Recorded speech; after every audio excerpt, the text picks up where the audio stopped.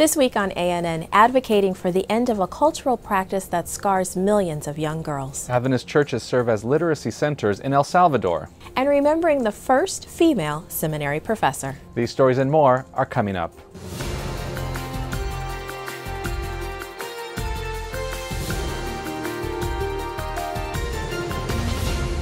This is ANN, a service of the Seventh-day Adventist World Church. Thanks so much for joining us this week.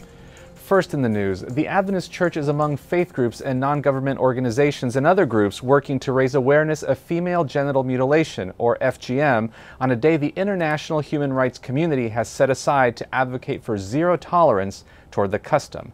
FGM is a cultural practice in parts of Africa and Asia that often leave young girls battling infection, scarring, chronic pain, and infertility. The World Health Organization estimates that 140 million women worldwide are victims, most in sub-Saharan and Northeast Africa. In Kenya, the Adventist Church runs a girls' rescue home that offers a safe alternative to traditional coming-of-age ceremonies. In Germany last year, an Adventist hospital opened Europe's first holistic center to help restore victims of FGM. The Desert Flower Center in Berlin offers counseling for victims and surgery to repair damage caused by FGM. The Adventist Hospital opened the center in partnership with Waris Diri. The Somali model underwent FGM at age 5 and now serves as an international activist and United Nations representative against the ritual. We do all we can to educate communities where this is a cultural practice. One of the things which we do specifically is we go into villages in these countries to see how we can assist, how we can educate, and how we can get this problem to actually stop. A literacy project coordinated by the Adventist Church in El Salvador has reduced the country's illiteracy rate from 17% to 13%. Adventists partnered with the government and other organizations to hold literacy courses in hundreds of communities across the Central American country. Thousands of graduates held up their certificates at a recent celebration in San Salvador. One of the graduates is a mayor from the state of San Miguel. He is now advocating for greater emphasis on education in his community. Another graduate says literacy opens doors to better paying jobs. Each graduate also received a Bible, a chance to practice newfound skills while learning about God.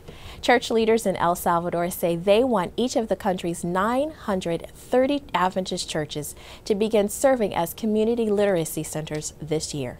Adventist schools in West Indonesia are serving as shelters in the wake of a series of major volcanic eruptions that displaced more than 25,000 people and left mountain communities mired in ash and mud. Mount Sinabung in North Sumatra has erupted intermittently since September, with activity intensifying this year.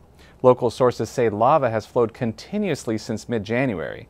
3 of the 37 Adventist churches near the volcano withstood damage in the latest series of eruptions. One local pastor said the full extent of the damage is hard to assess because the eruptions haven't stopped. So far, Adventist schools are accommodating an estimated 700 displaced people.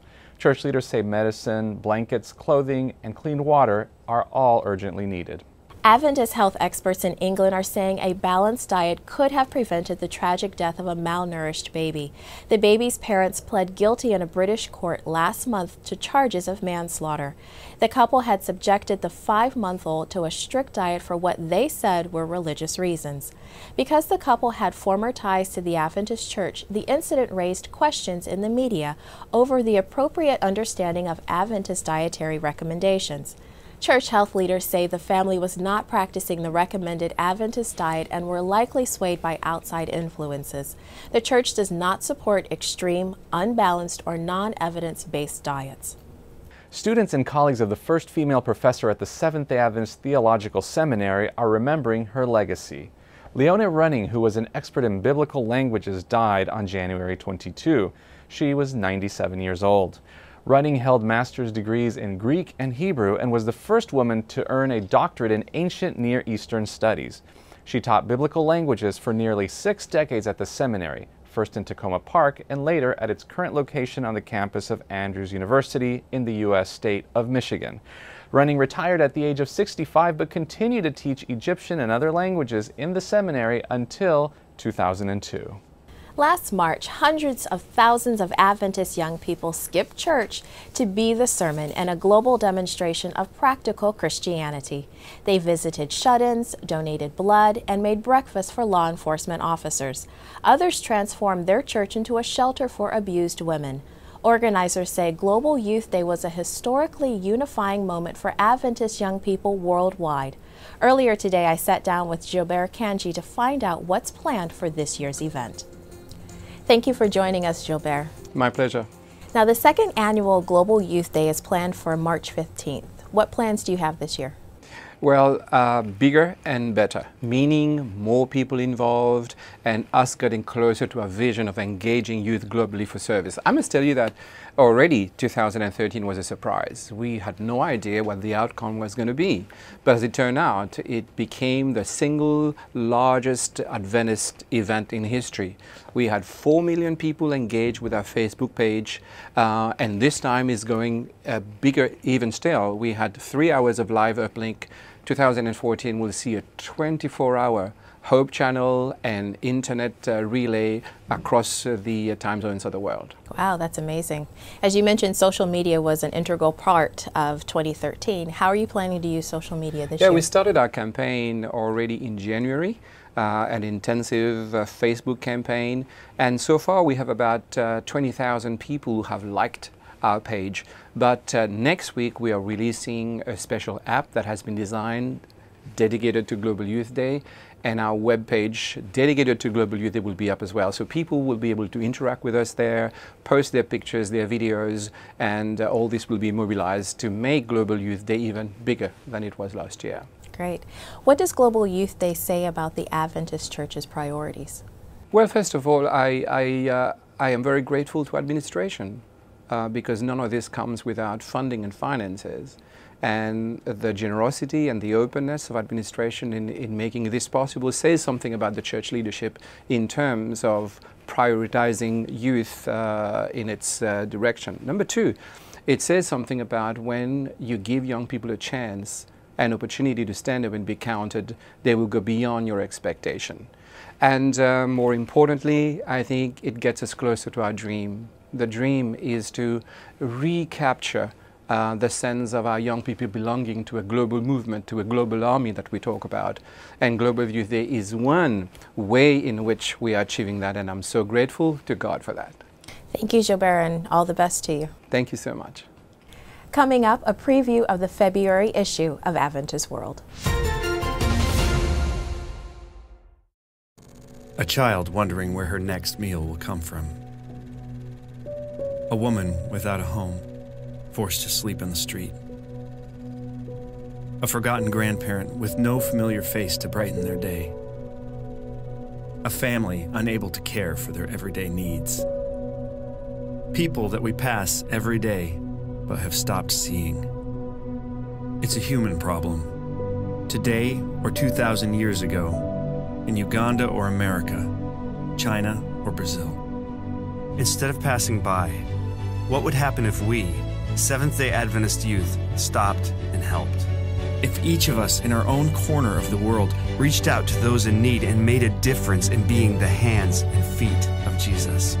On Sabbath, March 16th, 2013, we tried an experiment. Instead of going to church, we, the Adventist youth, went out and lived the sermon. In our towns, in our countries, in our world. In 24 hours, 8 million youth made an impact in others' lives, bringing the gospel to our communities through acts of kindness. This year, we can do more. We spend most of our Sabbath studying what it means to be followers of Christ. It's time to take one Sabbath and live out the sermon. This year, we can touch a life. We can transform a community. We can change the world.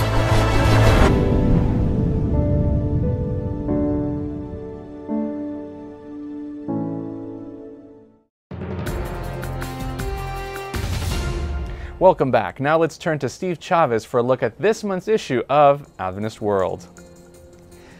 The spotlight for this month's Adventist World is on our friends in Australia, with the cover story, Service to Others Really Matters. Written by Assistant Editor Sandra Blackmer, the article highlights the important work done by college and university students to the underserved communities in Australia's outback. Called STORMCO, an acronym for Service to Others Really Matters Company, the initiative sends 15 to 20 young adults for a period of a week to 10 days to communities where they provide recreation for youngsters, health seminars for adults, service and maintenance projects, and personal testimonies at weekly social events. STORMCO is so popular that communities look forward to being visited by Adventist young adults each year. A companion piece in this issue, also written by Sandra Blackmer, is Sharing Health and Hope. Adventist-owned Sanitarium Foods is the largest, most widely known food production company in the South Pacific, with a reputation similar to that of Kellogg's or Nestle's in other parts of the world. Blackmer's article describes how, in addition to providing low-cost or no-cost breakfast to millions of kids in Australia and New Zealand, Sanitarium Foods operates a full-service vegetarian cafe in a prime location in downtown Brisbane, where Adventist health principles are not only promoted, but practiced. Before I go, I have to remind you not to miss the other great articles in this month's Adventist World, also available at adventistworld.org. Until next month, happy reading. The upcoming edition of the Adventist Mission DVD follows the work of global mission pioneers at the front lines of evangelism worldwide. Ricky Oliveras met one pioneer in rural India. I recently traveled to the country of India for the first time. I love filming stories in countries like India. The bright colors, the food, and the people make trips like this fun. But what I was most impressed with is the way that God is working in this part of the world. I met a global mission pioneer named Probot and spent some time with him. He lives in a simple rural village in a simple rural part of India. His family gets up early in the morning to take care of their animals and crops, and after a few hours of working, they have worship together before Probot rides away on his bicycle to visit people. He doesn't have the luxury of driving a car, so he'll ride for hours to get to another village. He visits people in their homes to teach them about Jesus, and most of these people have never even heard the name of Jesus before. They love to hear stories from the Bible and can't wait for Probot's next visit. As I was filming, I could see that people really appreciated his visits, and some have even accepted Jesus into their lives. It showed me that people are hungry for God's Word, and global mission pioneers are on the front lines of sharing the message. There are hundreds of global mission pioneers like Probot serving all around the world today. Keep an eye out for Global Mission Pioneer stories on the next Adventist Mission DVD, which now goes by the new name Mission 360 DVD. Thanks for watching. Guide magazine columnist Rich Aguilera studies nature to get to know God better. This month, he takes a closer look at snowflakes.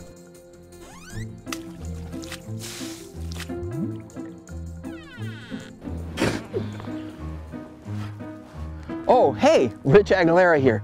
Don't you just love snow? It's so cold and refreshing, and you can throw it at people. Whoa, whoa, that was close. Was that you? Wait a second, I got an idea.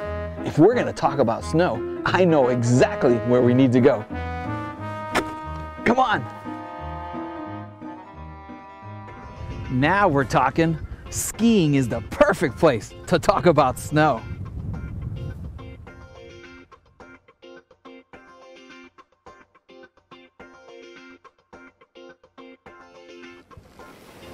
Snow is basically frozen water falling from the sky. It's neat watching the snowflakes fall and thinking about how far they've actually fallen. Snowflakes fall about 2 or 3 miles per hour. That means each one of these little snowflakes has been falling for hours. I guess the snowflakes are just taking in the scenery. Let's do the same, come on.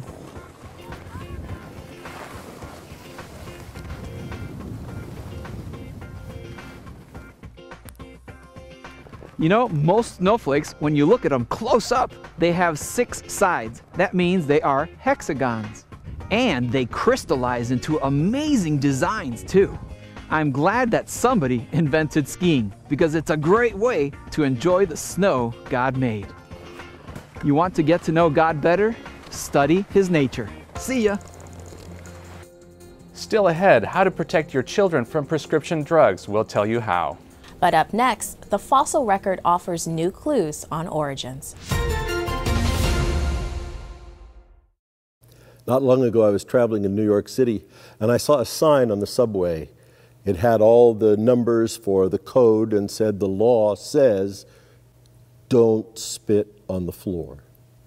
Now, it's amazing that I go to a lot of buildings and I don't see any signs that say don't spit on the floor. I guess the signs are there because they need them there to help regulate behavior, because you probably wouldn't want to have a lot of people spitting on the floor. Do you know that God has given us gracious instruction to help us live in the best way?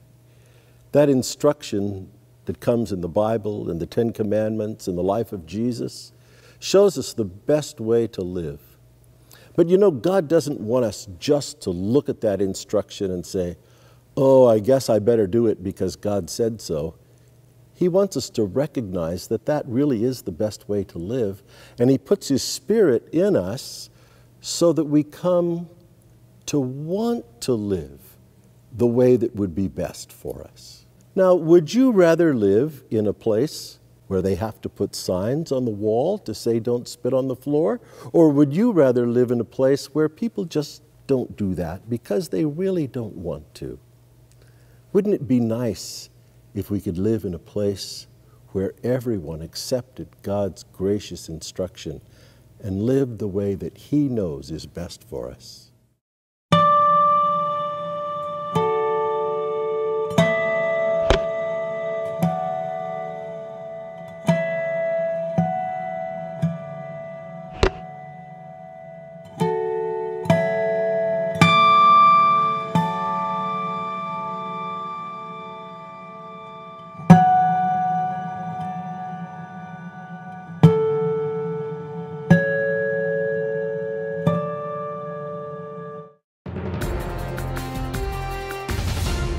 Welcome back. Variations in the fossil record of humans might puzzle anthropologists, but the findings are consistent with the biblical record of history. Tim Standish has this report. Just about every natural history museum has a set of skulls, including some like these.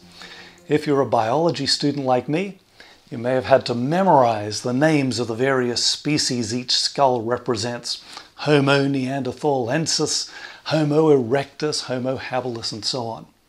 Each one a clue to the evolutionary origins of human beings from an ape ancestor. Or maybe not. Ancient skulls like this were possibly the most important scientific discovery relating to origins of 2013. These skulls, or rather those skulls, came from Dmanisi in the country of Georgia and were found in such close proximity that they seem to have been part of the same group. Yet they show significant variation in shape. Skulls with similar variations, when found individually, have been classified as different species. But the evidence from Dmanisi seems to indicate they're all one species. What are the take-home lessons from evidence like the Dmanisi skulls?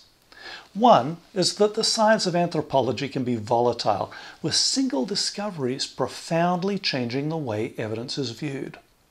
Another is that the fossil record of humans, and yes, these skulls are probably from humans, exhibit a pattern similar to the fossil records of other organisms, with greater variability evident in the past than we see today. At least on the surface, this is the opposite of what Darwinism predicts. Finding fossils grouped together and exhibiting so much variation calls into question the practice of arranging fossils, human or otherwise, into assumed evolutionary sequences over time. Finally, it's interesting to note that while evidence like the Dmanisi skulls may upset some ideas about human evolution, they're not inconsistent with the biblical record of history. Adventist tech and media experts are gearing up for the 10th annual Global Adventist Internet Network, or GAIN, conference next week. Williams Costa Jr. has a preview in this week's Tech Corner. I would like to invite you to participate on the next GAIN conference that will happen in Baltimore, February 12 to 16. This is a great conference that all the technicians, content providers, IT people, communicators get together to discuss, to dream how can we use technology to share the good news of salvation. Some people have asked, well, this is for specialized people. No, it's for you. Many people come straight from the churches and institutions to this meeting, and they have been blessed. They have been inspired with so many wonderful ideas. If you are not registered, I encourage you to register right now. Look to the information in the screen, and I hope that we'll meet together and have this great, wonderful time participating on the next GAIN conference. Is your medicine cabinet full of expired antibiotics and painkillers? Well, our resident doctor has tips this week on keeping the contents organized and up to date. I don't know when you last had a look inside your medicine cabinet. In there, you might find some very interesting things. You might find some buried treasures. Treasures? Did I say that? You'll find bottles of medicine which have not been completed. Some antibiotics, pain medications, you name it, they're probably sitting there.